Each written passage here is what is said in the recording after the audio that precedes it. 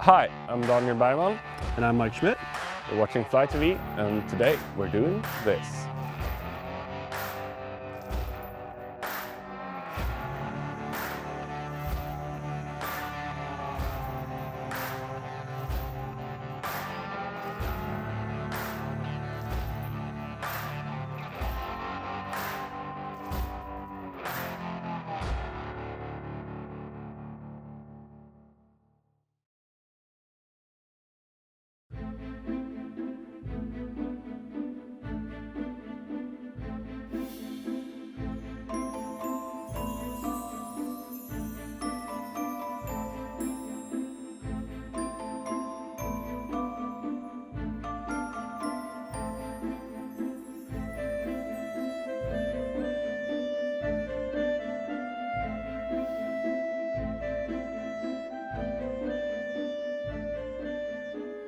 Hi, and welcome back to Fly TV. Today we're at the Baltic River in the Hökensås area.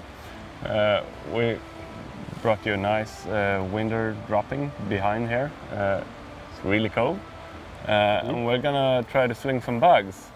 And with me I had Mike Schmidt from the States. One of the first guys I sort of came in contact with when I started looking out these big streamers and browsing the web. I think you're one of the forefathers when it comes to the streaming business.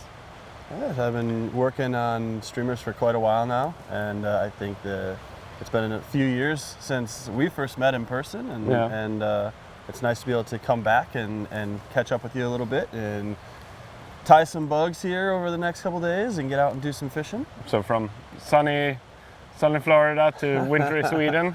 Yeah, it's a little different. Yeah. I miss it though. I don't get to see much snow, so this is a fantastic opportunity to get out and enjoy some chillier weather, and then I'll go back to the beach. Yeah, it's warm inside. It is indeed. Do we take a look at some flies and see what we want to take out today? Yeah, I think so. All right, let's go take a look. Yeah.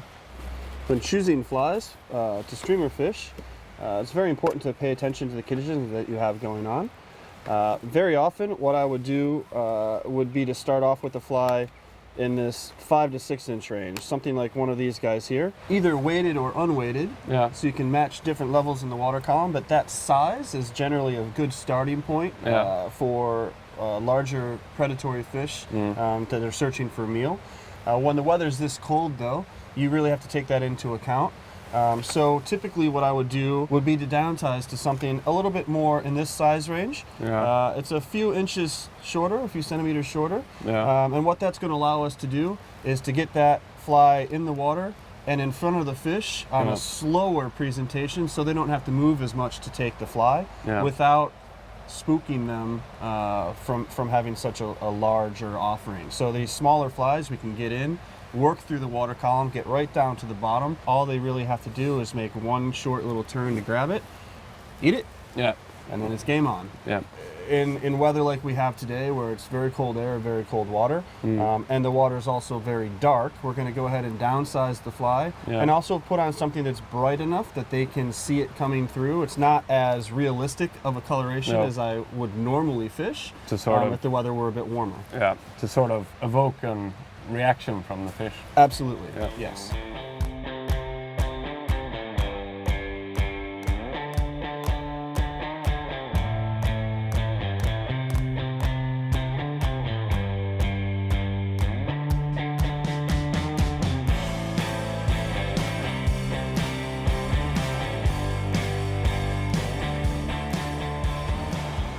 There we go.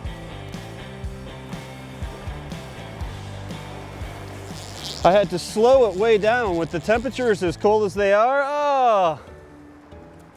With the temperatures as cold as they are, the fish are going to be holding right tight to the bottom. So in addition to using a sinking line, I'm using a little bit of weight on the fly so that I can slow that retrieve down, let it get all the way down, and basically just bump the bottom as it comes along in the current. So this is a mini grumpy muppet. Essentially what you got is a very light back end and a little bit wider, heavier front end to it. So when the water moves around that head, it comes back together on the tail and forces that tail to swim. So when you get the fly down to the water, you can let the fly drop and hit all the way to the bottom and then kind of jig it back. or you can actually keep it up off the bottom with a little faster retrieve and swim the fly back to you. So this is a fly that you can fish either deep or swim it through the water column up a little bit higher. So that's as you're bringing it through the water column, you can keep it up high, or you can drop it and let it call right to the bottom and hop it right along the bottom. Just like that.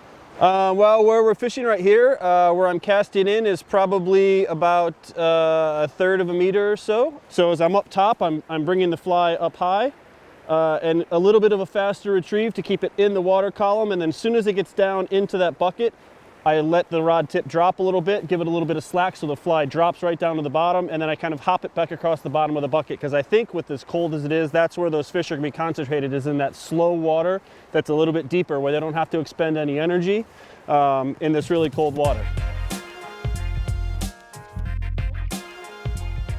So one of the things that's really helpful when you're fishing very slow and bouncing along the bottom like that, it's common that you're going to hook rocks occasionally, like this right here. So rather than having to go out there, it's good to learn how to be able to send a roll cast out. What you can do then is just raise your rod, bring your line out so you've got a little bit of slack, and then throw a loop on the other side and pull it out that way. So you're losing the current tension of the line to pull the fly back the other way out. Like that. So now it's off of that rock and I can bring it in without having to walk out and disturb the fish.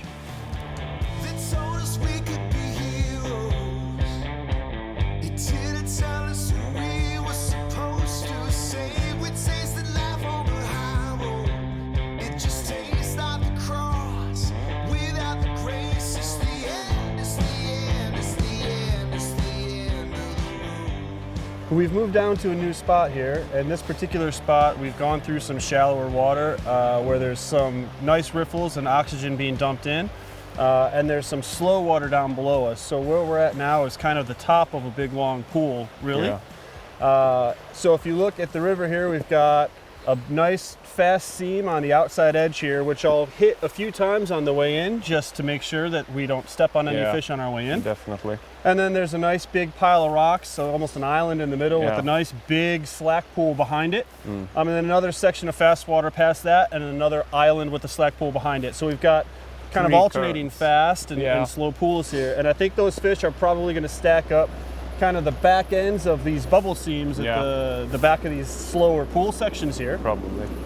So we'll be able to really cast out into the faster current and let the fly swing towards the back, and then drop our tip to let that fly drop right down into that bucket at the back end.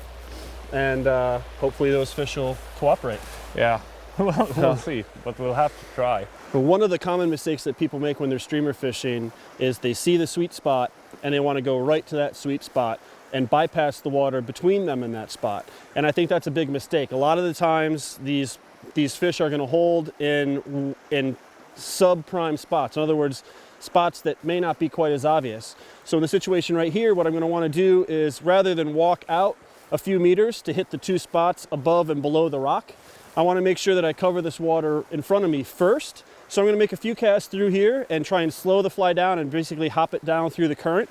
I don't think there's going to be any fish in there right now because it's cold and it takes too much energy to hold in that current, but it's worth the shot just to be sure, because the worst feeling in the world is to take a few steps into the water and watch a big trout go shooting off from your feet that you didn't even make a cast to.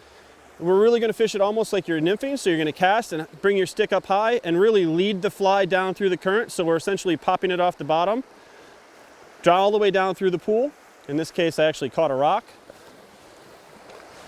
But we'll pop that fly right down through the pool, or through the run here rather, and make a few casts, working our way out farther and farther, a few feet at a time, just to make sure there's no fish right there that are hungry before we step out and hit the prime spots by the rocks. All right, we made a few casts through this spot, and now I'm confident that any fish that we're gonna eat have. So I'm gonna move out a few meters and hit the sweet spots both above and below the rocks, focusing on where the soft and the fast water meet. So those fish don't have to work very hard. They can sit in the slow water and just make one little turn to eat the fly as it comes by.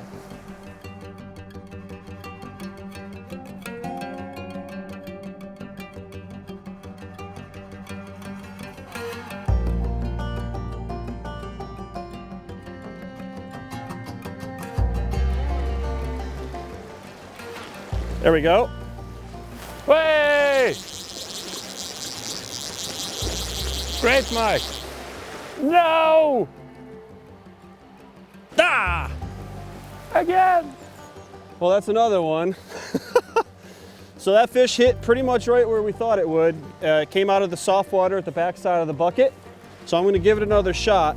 But the lower end of this, they're probably hanging out in that soft water at the bottom. So again, I'm going to cast across the current, let the flies swing all the way down to the bottom of this pool where the soft water meets the faster water, and start just to slowly bring it back up towards me in short little strips. That's going to make that fly kind of swim right up that current seam.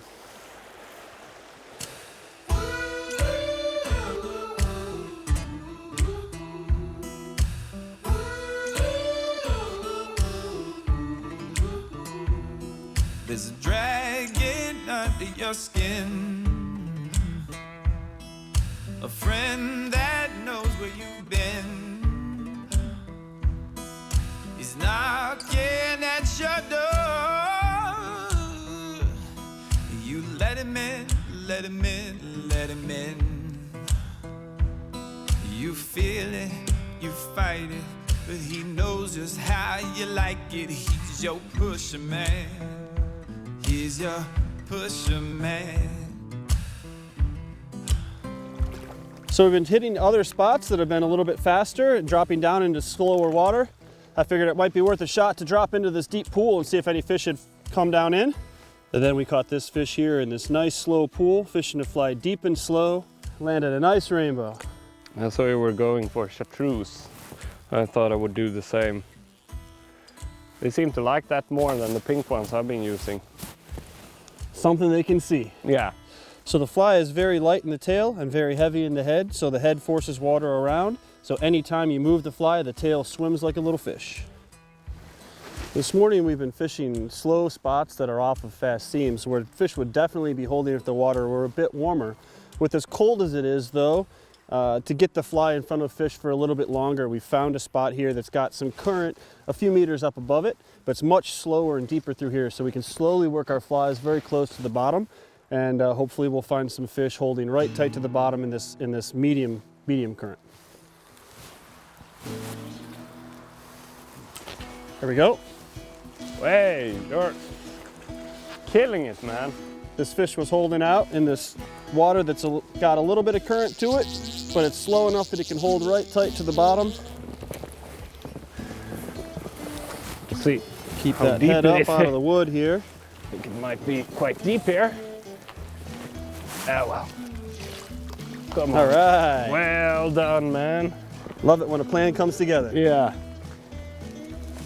Well, that's Grumpy Muppet. Another grumpy Muppet. The American is showing how it's done. Do you have any more of those Grumpy Muppets? I do. How expensive are they? Quite. I can imagine. And off. Another one. Ah, cool. You want the tips of your scissors to go right about the point of the hook. So when you trim, you're trimming about 2/3 to 3/4 of that hair on an angle from the eye of the hook through the eyes to the point of the hook. That's the angle for the bottom. Would you be mine if I wished it hard enough? Would you be mine if I wished it hard enough? My hands may be rough from clinging to memories, and my body too weary and still searching for serenity. But I would lift my tired arms. Way!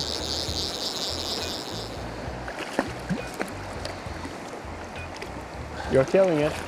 Got the fly down, nice and low, nice and slow, Yeah. and the fish didn't let the opportunity pass it by. No. Well, well done, Mike.